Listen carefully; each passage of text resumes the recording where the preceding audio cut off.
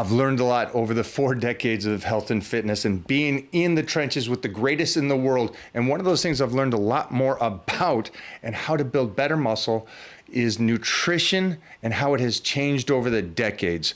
And that's why I have the Titan meal plan for you guys out there that are confused about nutrition. I'm gonna set you straight. Get a hold of me today. The link will be in the comments down below for you guys. Everybody, get over to the Titan meal plan, and I'll see you in the Titan crew where I will fine tune any difficulties that you're having. Actually, no, truth be told, I got up early this morning for my swim lesson. This would be news for the audience. Oh my gosh. Yes, it started, because when I was with John Jones over the summer, he swims for cardio. Right. He's got some pretty intense philosophy about swimming, breathe or die. And so when he gets deep into the 5th round of a fight, it helps him to calm, because that's not anything he hasn't experienced before. But anyhow, John likes his coaches. I actually love that analogy though. Yeah, he's serious about that. You see him stand up at the beginning of the 5th round, and he's exhausted. He smiles. He smiles. And then when you watch him swim, you understand. I know. Oh, you give me tingles. It's awesome to watch. But he likes his coaches to participate with him in whatever he does, and he's very competitive. Right. His teammates. And so he goes swimming with a professional coach, and everything's deliberate, it's timed, and everything's intended to help him with his cardiovascular fitness, but mentally, and so I hadn't swam since I was a kid. Right. And I get out to New Mexico, he's like, we're going swimming. Swimming. And so day one, I swam when I was a kid. I could swim, right? Even though your feet are always on the ground. Washington State kids, of course we swam a bit. Right. So I jump in and I start swimming, and it's horrendous. It's hideous. And John's coach is like, now that's some black people shit right there.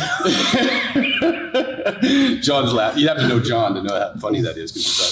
But it was terrible. So he actually gave me lessons over the summer. John's coach was giving me lessons on how to swim. First, just dipping your head down and coming up, and just learning the rhythm. The 3 strokes, boom, breath, boom. Gradually we got there, Okay. with the kickboard and, the whole 9 yards, and we got there. And so I swam with John. But since then, I actually started enjoying it.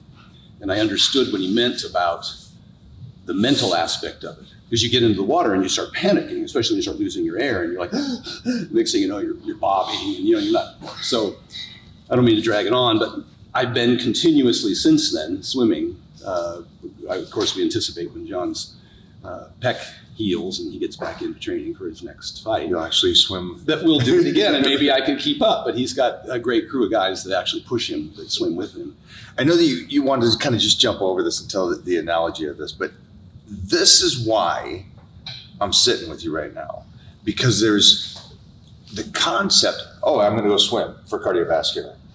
Okay, yes, but it's the second, the little seasoning. Why? Why does he do it? He does it because of the 5th round, that mental approach of not being able to breathe, and I need to be in this fight, and I got to pull something out of me, and I can't be scared, and they don't see that. And it's the little stuff that I can have these conversations with you, that it's so minute, but people just overlook it. And so I love that you just told me that story, because I would like today to be about the little thing that they keep going, well, what's the secret? What's the secret? Well, there's no real secret, but there's a lot of little analogies that mean more to us than just stay on your nutrition plan. Well, why? Because it sets you up with discipline, and it makes you consistent, and then it transfers over to life, and it transfers over to being a parent, and it transfers, and there's that avalanche that happens because you went swimming. Yeah. And it's the coolest thing. That's why I freaking love talking to you. So that's a great way to start this whole thing out. And I love that you're swimming, and us being Washington State boys. I have to ask this: how did we used to get in that water? I don't know. Well, now all the pools are heated for old people. Like Mine's at 92. Mine's at 92. Mine's at 88. You wake up every morning because I have an indoor pool at home, and so the steam and there's actually water dripping from the ceiling in my indoor pool.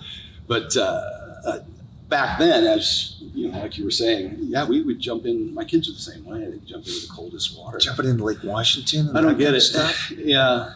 I look back and I go, wow, that was a crazy kid jumping off bridges and jumping in that freezing water. Yeah, and we got this big, I don't want to call it a fad, but we got this big thing going now with ice baths or cold water exposure, and I'm just like, I don't know about that. You guys go right ahead. There may even be some benefits to that, but I'll pass. I'll figure something else out. But even like a contrast shower, I'm like, ever since moving, as you get older, you tend to get a little more sensitive to temperature changes. You get a little more irritable in the heat, and you get a little more uncomfortable in the cold. She told me that. Yeah. I'm sensitive. That's why I'm emotional. Yeah. I'm older now.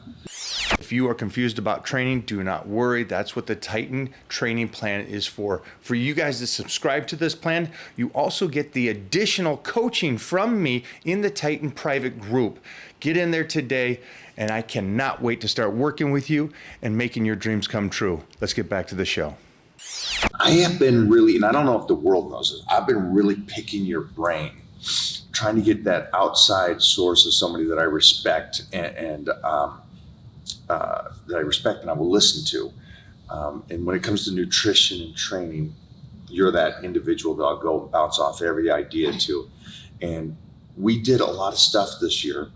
If you guys didn't know, I did. I outlined a nutrition plan for myself, and then I sent it over to you to give it governed by you, and then you gave your suggestions back. I made modifications if necessary, and then continued forward. And it was a nice journey, and it's not over. It's never over. It's never. It's just pit stops and keep going. Until you quit, I quit. Yeah. I will stop training until I will stop the day after he stops. Yeah. I will quit this craziness. I always say this too. They go, "When are you going to quit?" And I go, "We've been doing it so long. I don't know how to stop. I'm not that smart." Right. My sanity's tied into it, and of course, then damn Stu Phillips comes along and suggests that weight training is, well, and Peter T has been talking about it for years now as well, that the strength is one of the best predictors of lifespan and health span.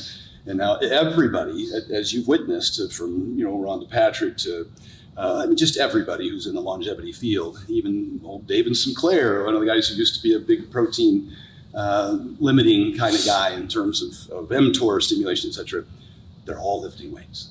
And they're all invested in that as the primary driver of health outcomes. Stu Phillips just came out this week and said the American Heart Association, we had this conversation before, the American Heart Association says that lifting weights is equivalent to cardiovascular fitness for health span and lifespan, meaning a replacement for, or as an alternative, or in isolation of, although we've always said do both. Now, even the American Heart Association has come forth and said that just lifting weights will give you the same lifespan, cardiovascular benefit for lifespan as cardio. And everybody's going back and forth as to, you got to do both. And I said, well, maybe not.